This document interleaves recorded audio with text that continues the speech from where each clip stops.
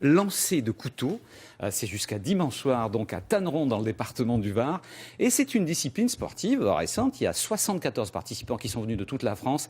L'objectif, c'est bien sûr la compétition, mais aussi c'est la promotion de cette discipline. Alexandre de Quitte avec Jean-Paul Birlay. Tranquille.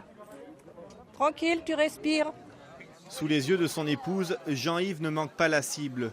Pour la première fois, il participe au championnat de France de lancer de couteau.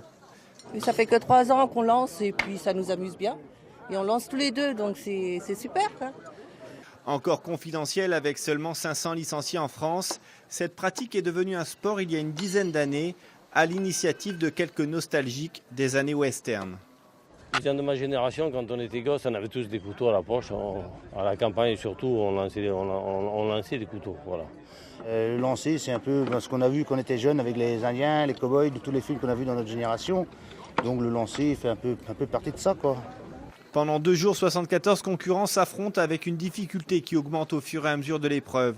Le lanceur est placé à 3, puis 5 et enfin 7 mètres de la cible.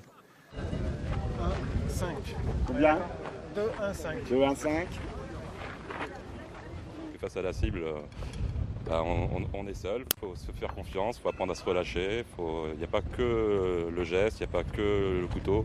C'est un sport aussi autour duquel il y a une spiritualité, il y a une forme de méditation à faire parce qu'il faut être très relâché. C'est ce qui est difficile en compétition en fait.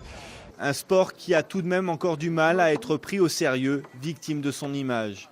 On essaye de se faire reconnaître, parce que dans l'esprit des gens, le lancer de couteau, ça reste toujours le spectacle dans les cabarets avec la femme qu'on envoie le couteau. Prochain rendez-vous en Italie au mois de juillet à Maniago pour les championnats du monde.